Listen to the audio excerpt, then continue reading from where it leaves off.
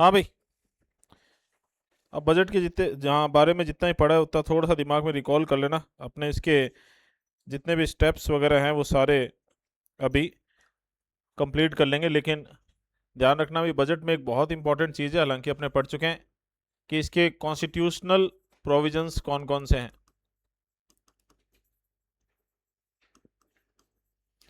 तो इसको रिकॉल करते हुए अपने एकदम लास्ट में चलते हैं, ताकि अपना बजट खत्म हो तो अपना पार्लियामेंट भी एंड हो जाएगा। हालांकि बजट जो है वो आपका इकोनॉमिक्स और पॉलिटी दोनों का मिक्स टॉपिक है भी।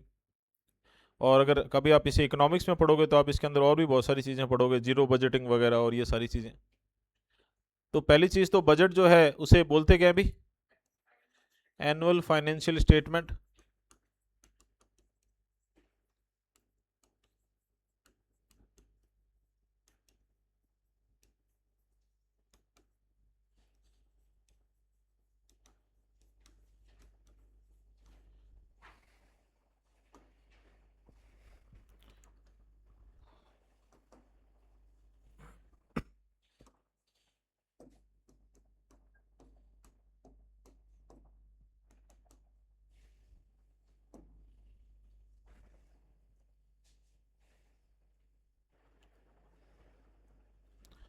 आर्टिकल 112। और ये एकदम वर्ड टू वर्ड अपने को ऑलमोस्ट ऑलमोस्ट अपने डिस्कस किया हुआ है अभी, कि बजट नाम ना देकर कौन सा होता है? Annual financial statement. ठीक है, प्रेसिडेंट जो होता है वो क्या बनेगा अभी? Cause to be laid before both the houses. ठीक है भाई। और क्या चीज़ भाई? एक तरीके से एस्टिमेटेड रिसिप्ट्स एंड एक्सपेंडिचर। और इसी चीज़ को अपने क्या बोलेंगे? Annual financial statement. The president shall in respect of every financial year. Financial year अब आपको पता ही है भी कहाँ से कहाँ तक होता है। 1 अप्रैल से लेकर 31 मार्च तक। Cause to be laid before both the houses of parliament a statement of estimated मतलब हमने अंदाजा लगाया है। रिसिप्ट्स मतलब हमारी कमाई कितनी होगी। एक्सपेंडिचर मतलब खर्च कितना होगा of the government of India for that year. In this part referred to as the annual financial statement. फिर अपने को अच्छे से पता है भी ये चीज़ तो एकदम, कि ये जो एस्टिमेट्स ऑफ एक्सपेंडिचर है इसे अपने दो पार्ट में डिवाइड करेंगे। एक होगा charge upon consolidated fund of India. ये वो पार्ट है एक्सपेंडिचर का जिस पर पार्लियामेंट में क्या नहीं करवा सकते? वोटिंग नहीं करवा सकते। और एक क्या होगा भी? Expenditure propose to be made from the consolidated fund of India. ठीक है भाई। और यहाँ पर लेकिन यहाँ तक पढ़ने के बाद इसको मत भूल जाना भाई, कि ये जो एक्सपेंडिचर है shall distinguish expenditure on revenue account. ये जो रेवेन्यू अकाउंट पर एक्सपेंडिचर होगा हमारा, उसे बाकी के एक्सपेंडिचर से अलग रखना होता है। बजट में जितना भी टोटल हमारा एक्सपेंडिचर है उसमें रेवेन्यू कलेक्शन में जितना भी हमारा क्या लगा है? एक्सपेंडिचर लगा है भी। रेवेन्यू कलेक्शन में भी तो एक्सपेंडिचर लगेगा। तो एक्सपेंडिचर ऑन रेवेन्यू अकाउंट इसको हमें किससे अलग रखना है? बाकी के एक्सपेंडिचर से अलग रखना होता है। इसके बाद आर्टिकल 112 में ही दिया हुआ है कि कंसोलिडेटेड फंड ऑफ इंडिया जो है, ठीक है, उसमें कौन कौन से खर्चे आएंगे। क्लियर है भाई? तो इसमें किसके आएगा भी? प्रेसिडेंट के ऊपर होने वाले खर्चे, जो आर्टिकल किससे? Condition of office of the president. ठीक है, उसकी सैलरी, उसके अलाउंसेज, उसके ऑफिस पे होने वाले खर्चे। ठीक है भाई। इसके बाद में ये 97 की बात हो रही है। आर्टिकल 97 सीधी सिंपल सी बात है, chairman, deputy chairman, speaker and deputy speaker, ठीक है, उनको जो सैलरी और अलाउंसेज मिलेंगे। इसके बाद में ये कोई भी लोन वगैरह लिया हुआ है किसने? गवर्नमेंट ने। ठीक है, उसको जो चुकाना है। ठीक है। इसके बाद में यहाँ पर ये 3 पॉइंट जो है किसकी बात करेंगे? कोर्ट की बात करेंगे। ठीक है, इसको भूल जाना भी, कभी अपने जब जुडिशरी पढ़ेंगे तब देखेंगे। यहाँ पर ध्यान रखना भी, यहाँ पर सुप्रीम कोर्ट की बात हो रही है और किसकी बात हो रही है? हाई कोर्ट की बात हो रही है। सुप्रीम कोर्ट की बात हो रही है और किसकी बात हो रही है? हाई कोर्ट की बात हो रही है। ठीक है, जो कंसोलिडेटेड फंड ऑफ इंडिया की बात कर रहे हैं ना अपने, तो सुप्रीम कोर्ट के जजेस को तो उनकी सैलरी भी, उनके अलाउंसेस भी और उनकी पेंशन भी, तीनों चीज़ें, सैलरी, अलाउंस और पेंशन, तीनों चीज़ें किससे मिलेगी? कंसोलिडेटेड फंड ऑफ इंडिया जो सेंटर वाला है। ठीक है।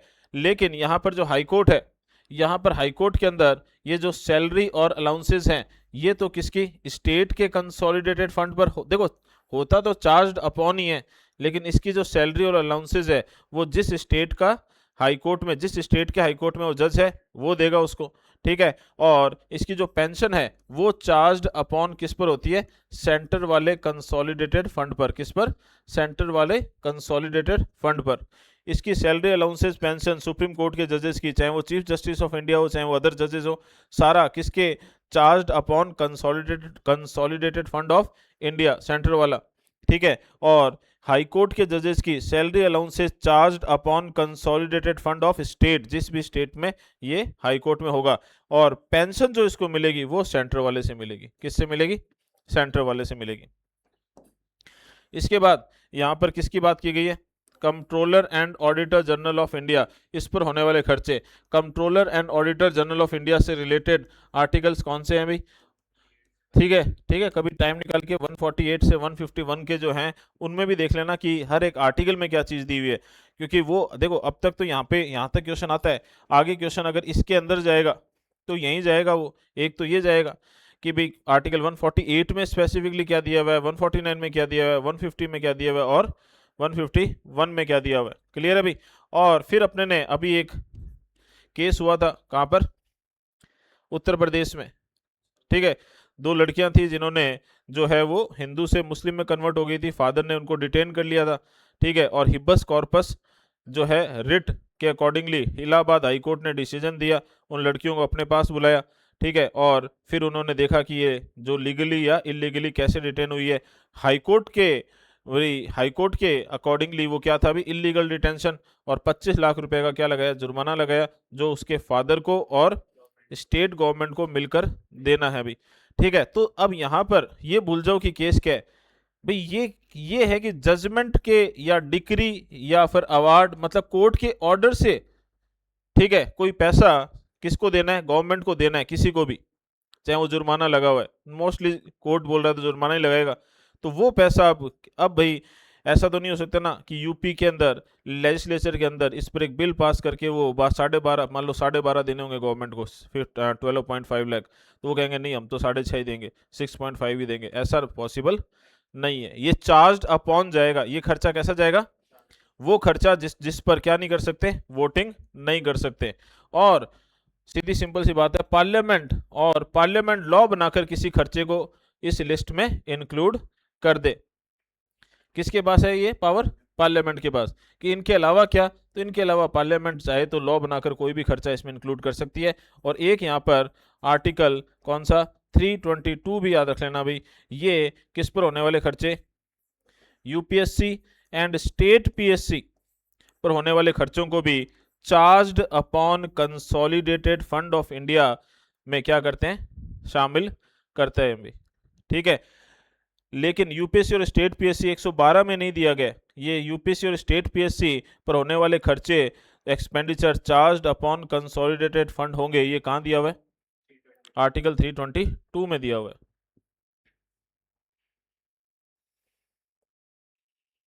ठीक है भाई। तो अपने यही पढ़ रहे थे भी, और कहीं ना कहीं कॉन्स्टिट्यूशनल प्रोविजंस पढ़ रहे थे।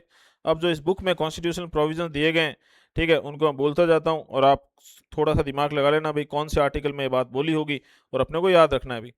सबसे पहला कॉन्स्टिट्यूशनल प्रोविजन ये दिया है जो 112 में अपने पढ़ गए हैं, the president shall in respect of every financial year cause to be laid before both the house of parliament a statement of estimated receipts and expenditure of the government of India for that year. तो मतलब कौन रखवाता है, तो इससे अपने ऐसे याद कर लेते हैं अभी, ठीक है। बजट पेश करवाता कौन है, प्रेसिडेंट,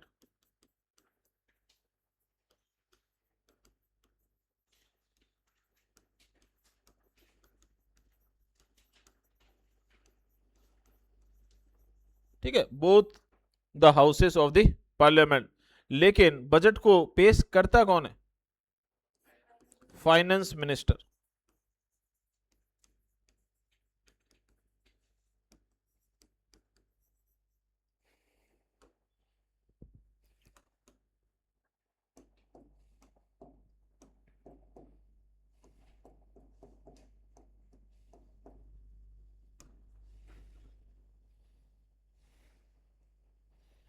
ठीक है भाई।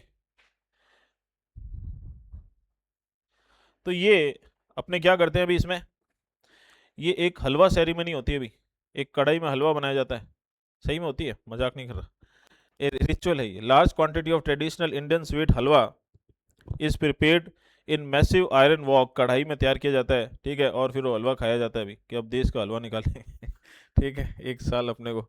तो जो भी है, एक हलवा सेरेमनी होती है, ट्रेडिशन है ये अपना, नॉर्थ ब्लॉक में होती है, ठीक है भाई, नई दिल्ली में।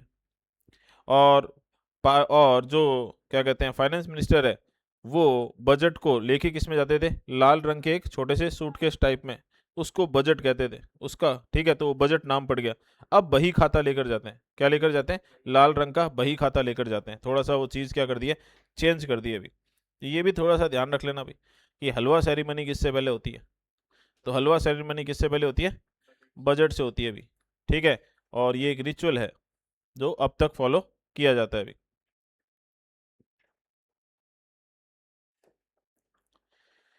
इसके बाद में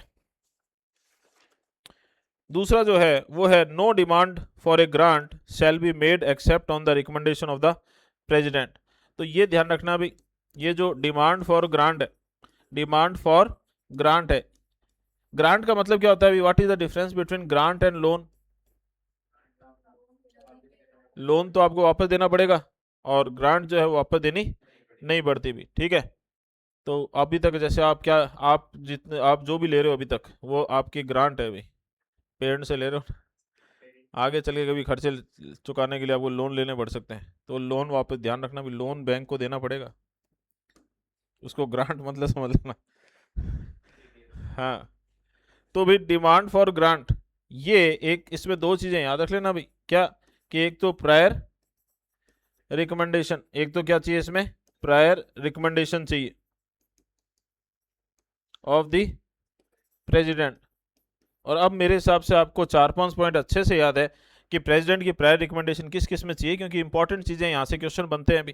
प्रेसिडेंट की प्रायर रिकमेंडेशन किस किस के लिए चाहिए, मनी बिल के लिए चाहिए, फाइनेंशियल बिल फर्स्ट के लिए चाहिए, फाइनेंशियल बिल सेकंड को इंट्रोड्यूस करने के लिए तो नहीं चाहिए, लेकिन उसको कंसीडर करने के लिए चाहिए, उस पर वोटिंग करने से पहले चाहिए।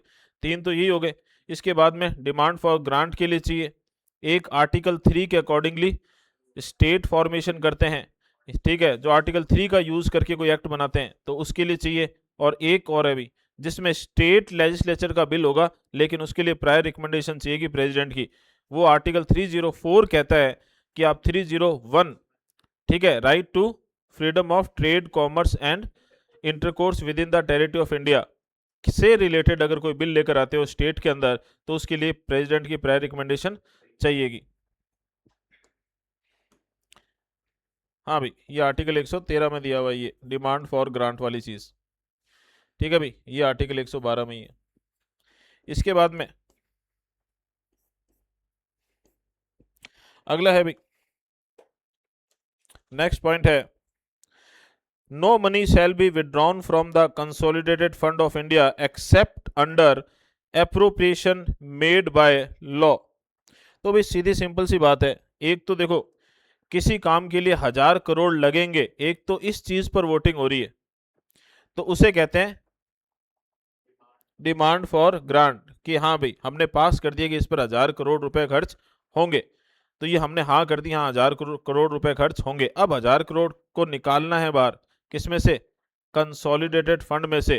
तो कंसोलिडेटेड फंड में से कोई भी पैसा बिना अप्रोप्रिएशन के नहीं आ सकता, इसीलिए कंसोलिडेटेड फंड में से पैसा निकालने के लिए कौन सा बिल लाया जाता है, अप्रोप्रिएशन बिल लाया जाता है, और ये जब एक्ट बनेगा तभी पैसा निकलेगा, ठीक है भाई। और ये चीज कहां दी हुई है, आर्टिकल 114 में। हाँ भाई आगे बढ़ते हैं।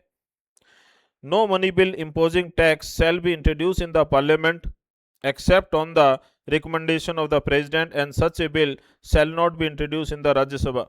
ठीक है, ये अपने ऑलरेडी पढ़ चुके हैं भाई। ये जो मैंने बोला ये आर्टिकल 117 की बात है, किसकी बात है, आर्टिकल 117 की। आर्टिकल 117 क्या कहता है भाई, कि देखो मेनली तो ये क्या कहता है कि कोई भी बिल जो किससे रिलेट करता हो, टैक्स से रिलेट करता हो, आप टैक्स भी छोड़ो, आप कह दो कि आर्टिकल 110 से रिलेट करता हूं। 110 में क्या डेफिनेशन ऑफ मनी बिल, 110 में क्या डेफिनेशन ऑफ मनी बिल से रिलेट करता हो, तो ऐसे बिल को इंट्रोड्यूस करने के लिए क्या चाहिए? प्रायर रिकमेंडेशन चाहिए। क्या चाहिए? प्रायर रिकमेंडेशन चाहिए, ठीक है, ऑफ द प्रेसिडेंट। और ये बात दो तरह के बिल्स पे क्या हो जाएगी? इंप्लीमेंट हो जाएगी। एक तो किस पर? मनी बिल पर। और एक किस पर? फाइनेंस या फाइनेंशियल बिल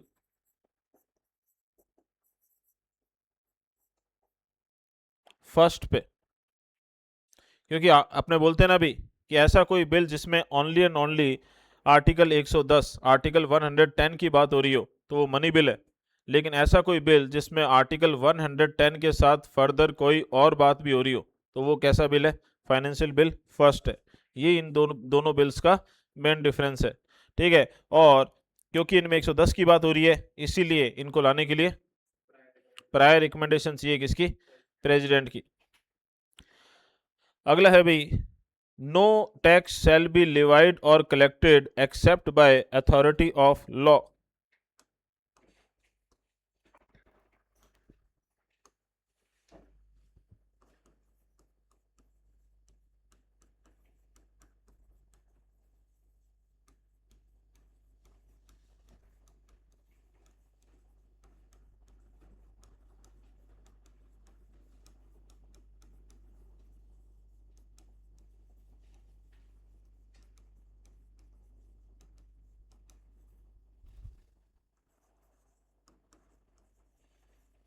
तो भाई यहां पर ये बात हो रही है कौन से आर्टिकल की?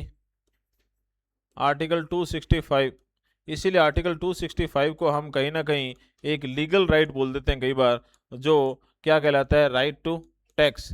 फिर हमने कहा था भाई कि ये लीगल राइट क्यों बोलते हैं इसको, तो पहले तो इसका मतलब क्या है? इसका मतलब है भी कि कोई भी टैक्स जो है वो लगाया नहीं जा सकता आपके ऊपर या आपसे कलेक्ट नहीं किया जा सकता बिना किसके?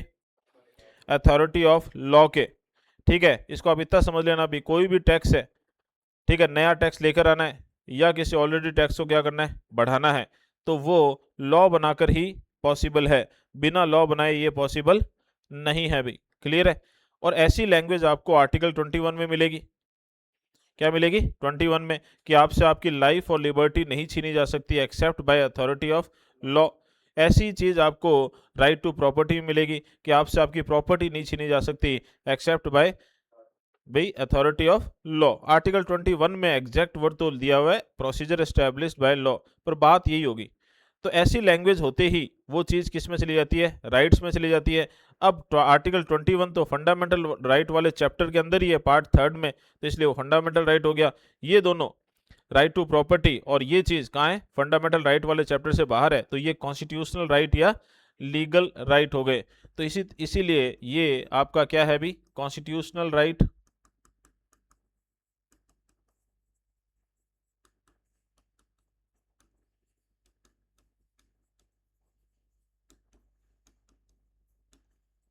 फर्स्ट प्रायोरिटी किसको देनी है अगर आपसे पूछ ही ले कि कैसा राइट है?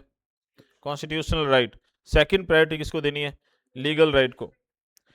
हाँ भाई, इसके बाद में एक स्टेटमेंट आता है भाई, और इसको स्टेटमेंट के तौर पे याद कर लेना कि ये स्टेटमेंट अगर आपसे पूछ ले कि ये स्टेटमेंट सही है कि गलत है।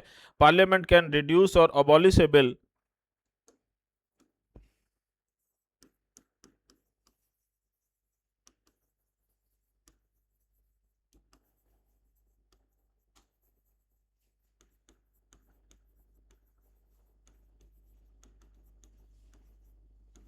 अबॉलिश ए टैक्स, सॉरी। पार्लियामेंट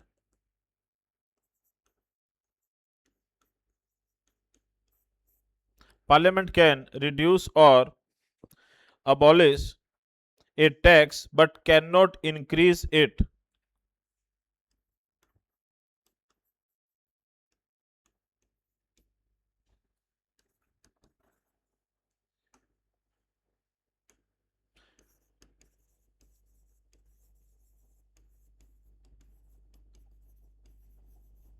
हाँ भाई, ध्यान देना भाई, इसका इंटरप्रिटेशन क्या बनेगा कि पार्लियामेंट, या फिर आप यूं समझ लो कि कोई भी नया टैक्स लाना है तो आपको कानून बनाना पड़ेगा। हाँ, आप कोई टैक्स को हटाना है या किसी टैक्स को कम करना है तो वो बिना कानून बनाए भी कर सकते हो। लेकिन अगर आपको कोई नया टैक्स लाना है या ऑलरेडी किसी टैक्स को इंक्रीज करना है तो आपको क्या करना पड़ेगा, लॉ बनाना पड़ेगा। बिना कानून के ऐसा पॉसिबल नहीं है। और ये चीज़, ये जो स्टेटमेंट है वो कहीं ना कहीं आर्टिकल 117 से रिलेट कर जाता है भाई। हाँ भाई, इसके बाद में नेक्स्ट पॉइंट जो है वो क्या है भाई, the constitution has also defined the relative roles और position of the both the houses of parliament. Basically यहाँ पर लोकसभा वर्सेज राज्यसभा की बात हो रही है। लोकसभा वर्सेज राज्यसभा की बात हो रही है। किसके लिए हो रही है? मनी बिल के रिगार्डिंग हो रही है। किसके लिए के रिगार्डिंग हो रही है? मनी बिल के लिए रिगार्डिंग हो रही है। तो आपको पता ही है अभी, सबसे पहली चीज, मनी बिल डिसाइड करने की पावर किसके पास है? स्पीकर के पास है। ये इसकी एक्सक्लूसिव पावर है स्पीकर की, कि कोई भी बिल मनी बिल है या नहीं ये कौन डिसाइड करेगा? स्पीकर करेगा। इसमें गवर्नमेंट का क्या फायदा होता है अभी? गवर्नमेंट का सीधा स्पष्ट फायदा है अभी कि लोकसभा की पावर बढ़ जाएगी, राज्यसभा उस बिल को रोक ही नहीं सकता, डिस्प्यूट क्रिएट नहीं कर सकता। तो कई बार क्या होता है कि गवर्नमेंट की राज्यसभा में मेजोरिटी नहीं होती है। मेजोरिटी इन द सेंस कि वहां पर मेंबर्स ज़्यादा नहीं होते, क्योंकि वहां पर मेजोरिटी से गवर्नमेंट का तो कोई लेना देना नहीं है, लेकिन बिल बिल पास करवाने के लिए तो सिंपल मेजोरिटी चाहिए। तो कई बार हो सकता है कि गवर्नमेंट के पास वहां पे सिंपल मेजोरिटी ही ना हो। तो डिसाइड करेगा स्पीकर, इंट्रोड्यूस होगा। तो पहली चीज तो prior recommendation,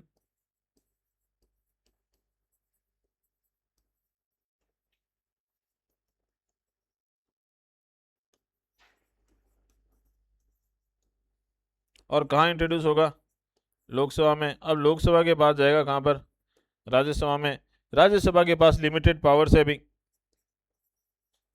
can only discuss and give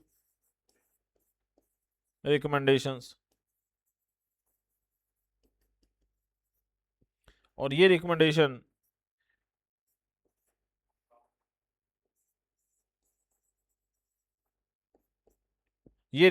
Lok Sabha पर बाउंडेशन नहीं होती है। उसके बाद क्या कर सकता है? वोटिंग कर सकता है क्या? नहीं कर सकता। रिजेक्ट कर सकता है क्या? नहीं कर सकता। अमेंड कर सकता है क्या? नहीं कर सकता। बिल को अमेंड कर सकता है? नहीं कर सकता। ठीक है भाई। अगर 14 डेज तक अगर 14 डेज तक ये कुछ ना करे, 14 डेज तक ये कुछ ना करे, ज्यादा से ज्यादा मैक्सिमम टू मैक्सिमम कितना होल्ड कर सकता है? 14 डेज तक होल्ड कर सकता है। और 14 डेज तक वो कुछ ना करे तो क्या होगा? Deemed to be passed.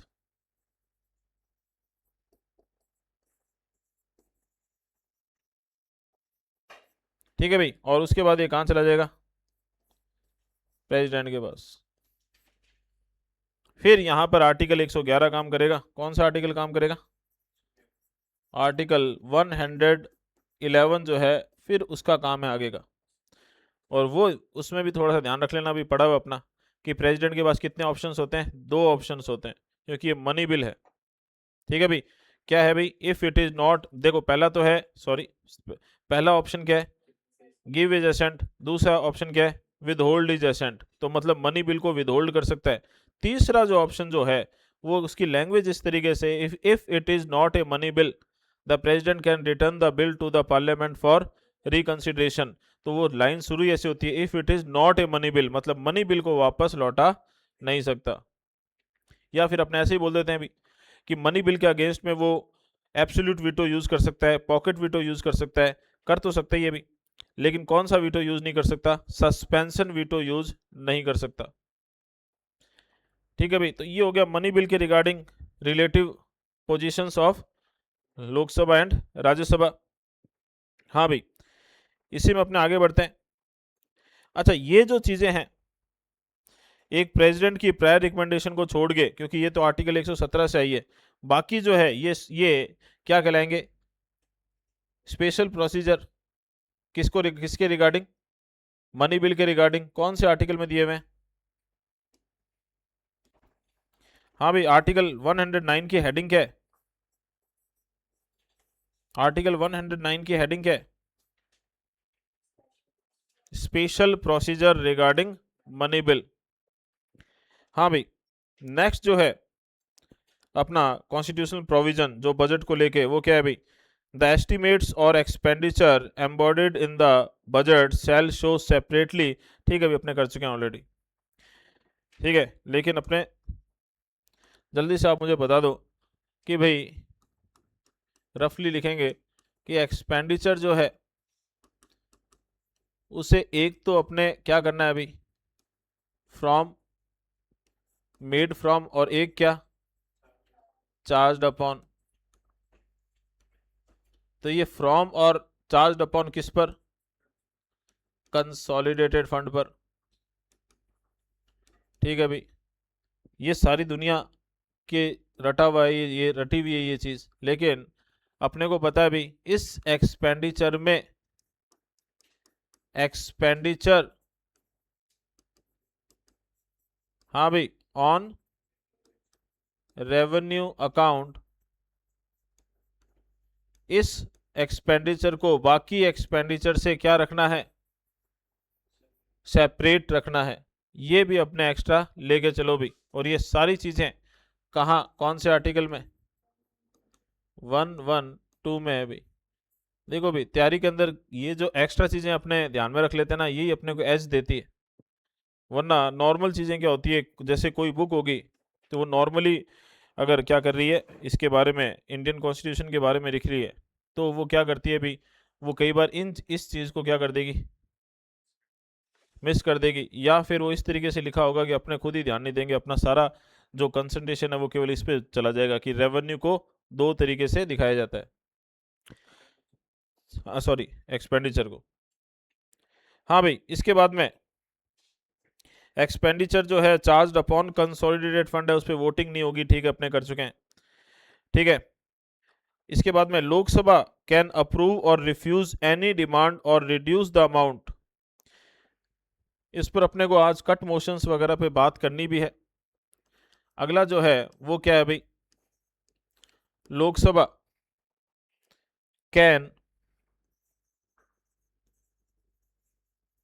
Lok Sabha can approve, ठीक है, और refuse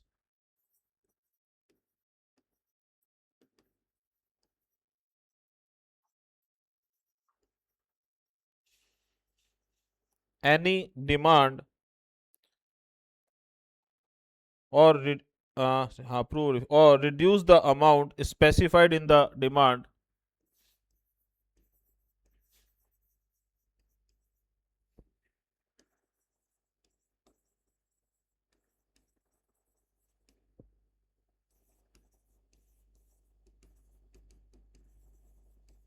specified in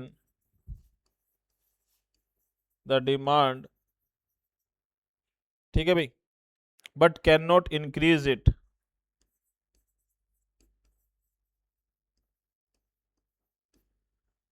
but can not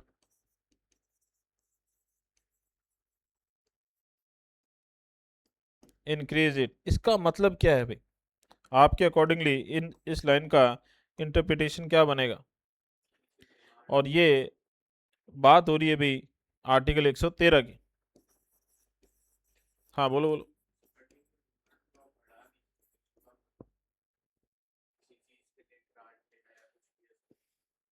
देखो, पहले तो इसका मतलब होता है कि इसमें लिखा लोकसभा, तो इसका मतलब डिमांड फॉर ग्रांट पर वोटिंग वगैरह का राइट किसका होता है? लोकसभा का। सबसे पहले तो ये बोलो कि भाई इसमें सबसे पहले लोकसभा दिया है, इसमें राज्यसभा नहीं दिया।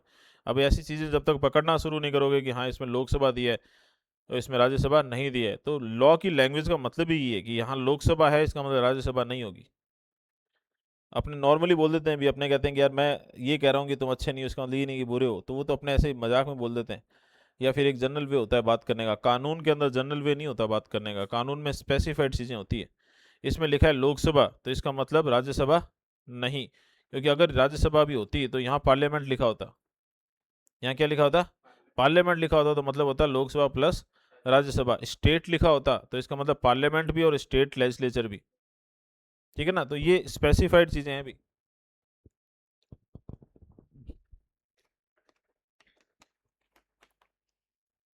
तो सबसे पहली चीज कि ये चीज कौन कर सकती है, केवल लोकसभा ही कर सकती है। कैन अप्रूव, तो अप्रूव और रिफ्यूज तो तभी करेगी ना जब वोटिंग करेगी। और अपने पढ़ गए हैं कि डिमांड ऑन ग्रांट्स पे राज्यसभा कोई वोटिंग कर ही नहीं सकती। तो इसका मतलब वही वाली बात को घुमा के लिखा हुआ है यहाँ पे, उसी बात को ही लिखा है अलग लैंग्वेज में। क्योंकि लोकसभा कैन अप्रूव और रिफ्यूज एनी डिमांड और reduce the amount specified in the demand, ठीक है, बट कैन नॉट इंक्रीज क्यों करेगी जब वो मंत्री कह रहा है मेरे को 1000 करोड़ चाहिए, उसकी डिमांड ही 1000 करोड़ के लिए, ठीक है। पार्लियामेंट क्यों जबरदस्ती कह रही है कि नहीं नहीं हम तो 1200 देंगे, ठीक है। वो कितना मांग रहा है अभी, बात ये नहीं है कि 1000 करोड़ को 1200 करना है, बात ये है कि 1000 करोड़ को पास करना है कि अपने को, कि भाई 1000 करोड़ के लिए हाँ कि 1000 करोड़ के लिए ना। अब ये ना की कंडीशन में दो चीजें हो सकती है कि या तो उसको एक पैसा मत दो कि एकदम ही फालतू मांग रहा है वो, और या वो ज्यादा मांग रहा है। भाई सीधी सिंपल सी बात है ना, वोटिंग किस पे होगी, यही तो होगी कि या तो 1000 करोड़ के लिए हाँ कर दी, और या वो 1000 करोड़ के लिए पार्लियामेंट अगर ना करेगी तो वो दो कंडीशन में करेगी कि ये पूरे पूरे 1000 करोड़ किसी पॉलिसी के लिए जो मांगे जा रहे हैं, ये पूरी पूरी पॉलिसी क्या है, फ्रॉड है, इसके लिए नहीं एक पैसा देने की जरूरत नहीं है, और या फिर 1000 करोड़ इसके लिए आप ज़्यादा दे रहे हो, 500 करोड़ में काम चल जाएगा। तो इसीलिए तो ये है कि अप्रूव कर सकती है, रिफ्यूज कर सकती है और रिड्यूस कर सकती है, but can not increase it.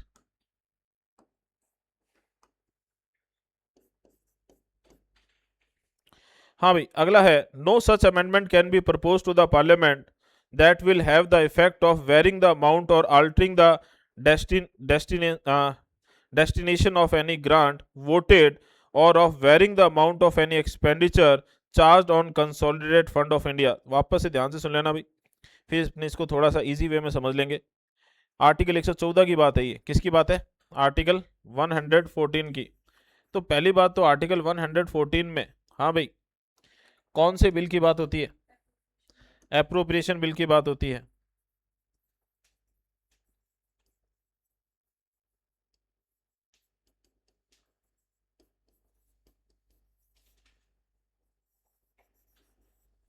कौन से बिल की बात होती है, एप्रोप्रिएशन बिल की बात होती है। No such amendment can be propose to the appropriation bill, no such amendment can be proposed to the appropriation bill in either house of the parliament that will have the effect of varying the amount or altering the destination of any grant voted। तो भाई ध्यान से सुनना भाई, इसको आप इस तरीके से समझना भाई, डिमांड फॉर ग्रांट कि 500 करोड़ चाहिए, 1000 करोड़ चाहिए, या वाटेवर जो भी है, इतना पैसा चाहिए, ये आता है आर्टिकल 113 में। और इस पर वोटिंग हो गई कि हाँ भाई ये 1000 करोड़ के लिए हाँ है, उसके बाद में कौन सा बिल आएगा, एप्रोप्रिएशन। एप्रोप्रिएशन बिल जो है वो पैसा निकालने के लिए आ रहा है, किसके लिए आ रहा है, बस इतना सा है। एप्रोप्रिएशन बिल में जो आपको ग्रांट को कम ज्यादा करना है ना, वो यहां कर सकते हो, आप इस स्टेप में कर सकते हो। यहां पर ग्रांट को कम ज्यादा नहीं किया जा सकता, किसी तरह का अल्टरेशन नहीं किया जा सकता। इसका तो मतलब ये है कि हाँ वो जो 1000 करोड़ के लिए हाँ होगी ना, वो 1000 करोड़ अब क्या करने, निकालने हैं।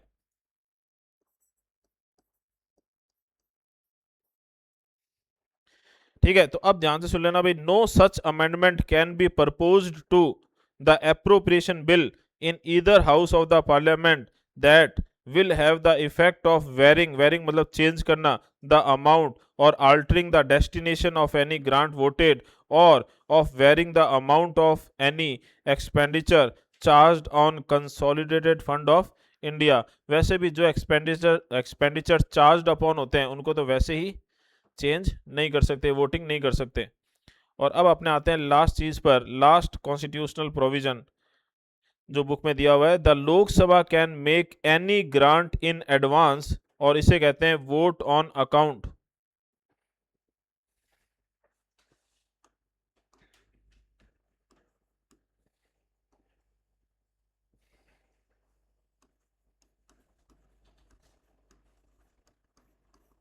हाँ भाई, लोकसभा के पास एक पावर क्या है भाई, can make any grant in advance.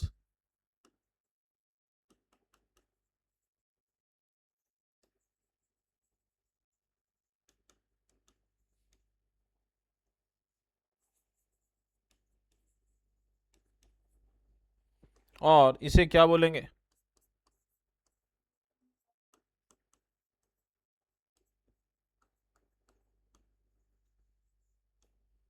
Vote on account बोलेंगे भाई। बात करेंगे इस पे भी।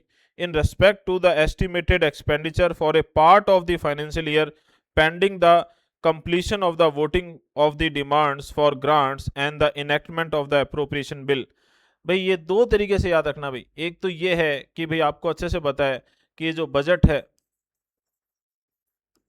ये पहले last working day, last working day of Feb में लाया जाता था भाई। ठीक है भाई, किस में लाया जाता था? Last working day of Feb में लाया जाता था भाई। ठीक है भाई, 28 दिन, 28 दिन कौन से महीने में आते हैं? सारे दिनों, सारे महीनों में आते हैं भाई। ठीक है, फरवरी 28, इसका लास्ट वर्किंग डे इसलिए लिखा है कि बाई चांस कभी 29 का हो जाए। ठीक है, 28 दिन सभी महीनों में आते हैं भी, ध्यान रखना। Last working day of February को लाया जाता था, लेकिन इसको थोड़ा सा पीछे करके अब कब लाया जाता है? फर्स्ट फेब को लाया जाता है। अब इसको थोड़ा सा और पीछे करने की बात चल रही है, फर्स्ट जैन को लाने की बात चल रही है। ठीक है भाई, तो ऐसा क्यों है भाई? तो देखो सिंपल सीधी सी बात है, ध्यान से सुनना। तो इसलिए है क्योंकि जब बजट लाया जाता है, बजट सेशन चलता है, ठीक है, तो फरवरी में शुरू होगा। तो कई बार हो सकता है कि फरवरी में शुरू हो और अपने को पैसा चाहिए 1 अप्रैल से, क्योंकि अपने जीरो बजटिंग पे चल रहे हैं, क्योंकि पिछला जितना भी पैसा अलॉट किया हुआ है वो 31 मार्च को क्या हो जाएगा? जीरो हो जाएगा। ठीक है, तो अब अपने को 1 अप्रैल से पैसा चाहिए। पैसा एप्रोप्रिएशन बिल पास किए बिना हो नहीं सकता। तो हो सकता है डिमांड फॉर ग्रांट्स पे ही बात चल रही हो सकता है डिमांड फॉर ग्रांट्स तो पास हो चुकी हैं, लेकिन एप्रोप्रिएशन बिल पर वोटिंग करना अभी बाकी है। तो 1 अप्रैल से अपने खर्चा कैसे चलाएंगे? तो उसके लिए क्या होता है? Vote on account. और इस पे अराउंड कितना, 1/6 क्या भाई? 1/6 बजट का जो पैसा है वो एक बार जारी कर देते हैं। वो क्या कर देते हैं? एक बार जारी कर देते हैं भी। ठीक है, ताकि एक बार जो है सरकार का काम चलता रहे और उस दौरान बाकी का बजट का प्रोसेस पूरा करवा लिया जाएगा। और उसके बाद बाकी का पैसा जो है वो भी जारी हो जाएगा। किसके थ्रू? एप्रोप्रिएशन बिल के थ्रू। और कई बार क्या होता है अभी, ध्यान से सुनना, ये ईयर ऑफ जनरल इलेक्शन, तो भाई मान लो मई या इसके आसपास या किसी महीने में, मतलब बजट सेशन के आसपास ही क्या आने वाला है? इलेक्शन आने वाला है। और चलो उसके बाद उस ईयर में ही आने वाला है। तो अब सरकार क्या करेगी? सरकार बजट लेकर आएगी। सरकार का ही काम है बजट लाना। बजट लाना किसका काम है? सरकार का ही काम है। तो सरकार जो बजट लेकर आएगी तो उसके अंदर कोई भी नई घोषणाएं करेगी, कुछ भी करेगी, तो बट ऑब्वियस है कि वो इस तरीके से करेगी कि वो लोगों को वोट देने के लिए क्या करेगी? इनिशिएट करेगी। तो ये तो एक ना क्या होगी भी? एडवांटेज होगी। किसको? जिसकी गवर्नमेंट है। तो फ्री एंड फेयर इलेक्शन के स्पिरिट के क्या होगी? अगेंस्ट में होगी। तो सरकार पर नई घोषणाएं जारी करना, इंप्लीमेंट करना, प्रोक्लेमेशन करना, उस पर होती है रोक। तो पहली बात तो ऐसे बजट में सरकार क्या नहीं कर सकती? नई घोषणाओं की, नई योजनाओं की घोषणा, प्रोक्लेमेशन नहीं कर सकती। और साथ ही साथ पूरा बजट भी सरकार एक बार लेकर नहीं आती है।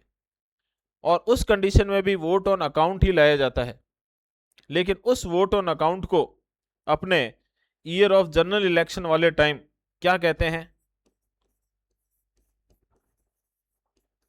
क्या कहते हैं भाई? इंट्रिम बजट कहते हैं। क्या कहते हैं? इंट्रिम बजट कहते हैं। और जैसे ही सरकार बन गई, मान लो, और मई या जून जुलाई लग गया, मंथ लग गया, अब जुलाई में सरकार बन गई, तो जुलाई में जैसी सरकार आएगी वो सबसे पहले बजट सेशन ही लेकर आएगी और फिर वो बजट को वापस से क्या करेगी? पास करवाएगी। और वो एक तरीके से साल में 2 बजट आ जाएंगे।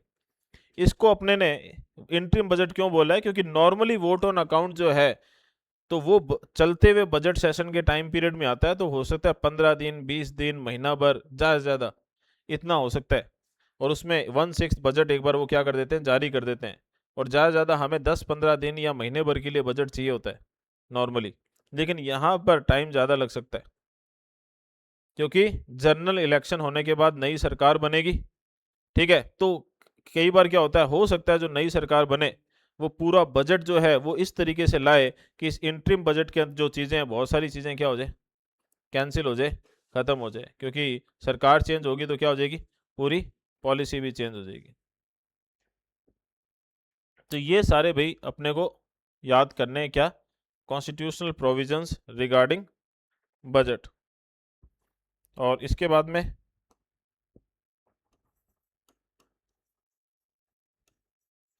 इस पे अभी रुक के करेंगे डिस्कशन, लेकिन स्टेजेस के नाम आपको ध्यान होने चाहिए। अभी कितनी स्टेजेस है,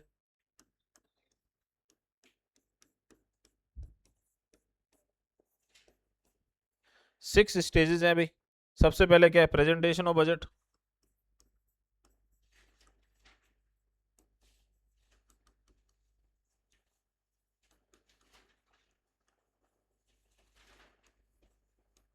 प्रेजेंटेशन ऑफ बजट। दूसरी स्टेज क्या है भाई, journal discussion.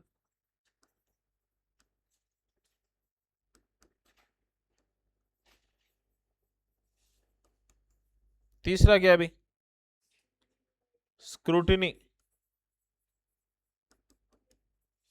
Bye departmental committees.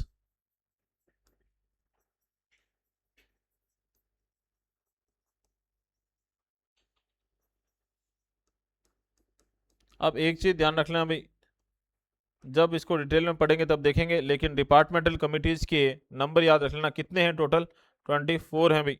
हाँ भाई, अगला क्या है, वोटिंग। हाँ भाई, वोटिंग किस पर,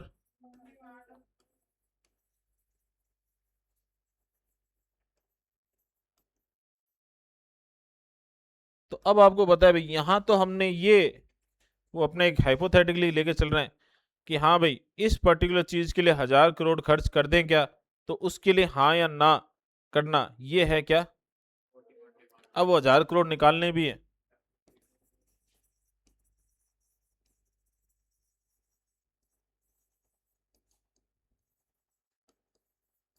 लेकिन साथ में कमाई भी करनी है, टैक्स भी लगाने हैं। तो इस फाइनेंस बिल में किसकी बात होगी, टैक्सेशन की। ठीक है भाई, तो ये 6 स्टेप है भाई, पासिंग ऑफ, इसे कहेंगे passing of appropriation bill, passing of appropriation bill, passing of finance bill.